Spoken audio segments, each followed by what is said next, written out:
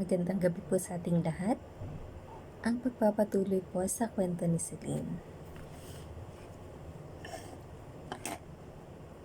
Matapos bayaran ni Celine ang dapat niyang bayaran, tinawag na ng staff ang bellman para dalhin ang cart para sa mga bagahe ni Celine. Nung binubuhat na ng bellman ang isa sa mga boxes na dala ni Celine, "Be careful, it's fragile," sabi ni Celine. At dahan-dahan nga na nilagay ng bellman ang box na yon sa cart. Pagpasok sa kwarto na inukupan ni Celine, ibinaba na ng bellman ang kanyang mga bagahe. Matapos yon, ay tiningnan isa-isa ng bellman ang bawat sulok ng kwarto ni Celine. Si Celine naman ay tiningnan ang paligid. Una niyang tiningnan ang ref, microwave oven, oven toaster, electric kettle, plates, and utensils. Sabay sabi, "Marie, you never failed my expectations." Habang nag-aayos ang bellman, inayos na ni Celine ang nabili niyang manok para irihit ang kalahati at binalot ang kalahati. "Kuya, pwede po bang magpa-laundry?" "Kung magpapa-laundry po ba, na-plancha na din yon?" sabi ni Celine. Sabi naman ng bellman, "Opo ma'am, sige kuya, ayusin ko muna, then I'll call you for pick up na lang later." "Have you eaten na po ba?" "Yes ma'am," sabi naman ng bellman.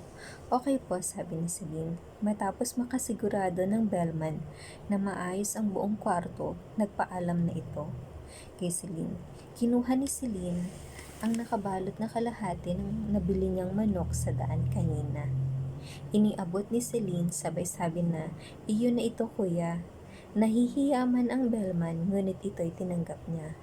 Dumating ang isa pang bellman para ibigay ang order niyang red wine, kasama ang isang goblet, wine glass. Nagpasalamat si Celine sa dalawa bago sila lumabas. Nang mag-isa na si Celine, inilabas niya ang laptop at i-charge ito. Ganon din ang kanyang ginawa sa kanyang CP. Napansin niya na may terrace ang kwarto niya at naisipan niyang lumabas habang umiinom ng wine. Ganon nga ang ginawa niya. Nagsalin siya ng wine sa baso at nilagay sa ref ang natira pang wine para mapanatili ang lamig nito. Paglabas ni Celine, nakita niya ang kabuuan ng hotel. Malawak ito na malamig sa mata dahil sa bulaklak at iba pang mga halaman at nagtataas ang mga puno.